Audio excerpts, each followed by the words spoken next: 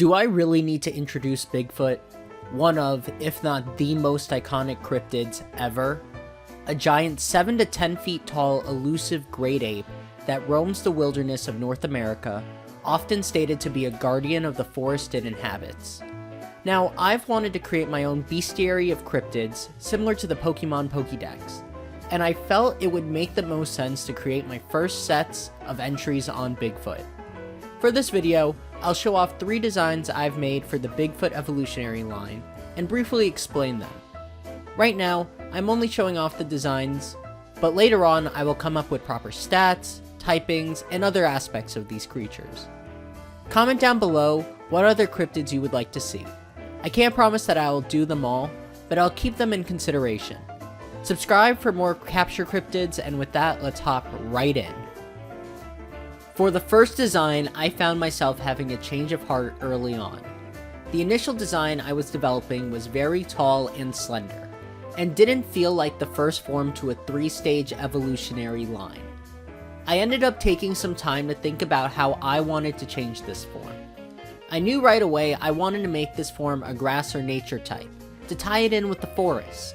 However, I wanted to develop the design more than just Bigfoot with some grass.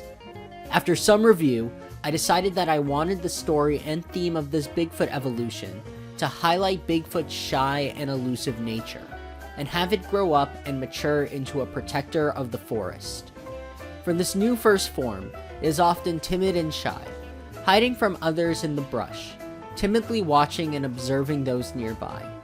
Its green fur allowing it to blend into the brush like camouflage. I decided on the name Bushabee, a combination of the words bush and baby. Of the 3 designs, this was my second favorite, and definitely stick around to see how this little guy evolves. As I stated earlier, though I liked the original slender design I was working on for the first form, it didn't feel like a first form monster, so I decided to save it and used the design as a second form instead.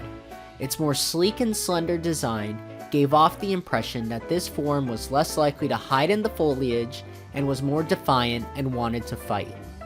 Its messy grass hair is now slicked back like an American greaser or a Japanese rockabilly, the punk style which helps give off a more rebellious and defiant personality. I still wanted to give it some grassy fur, so it has the grass fur like a jacket or a cape. Of the 3 forms, I definitely struggled the most coming up with a name for it.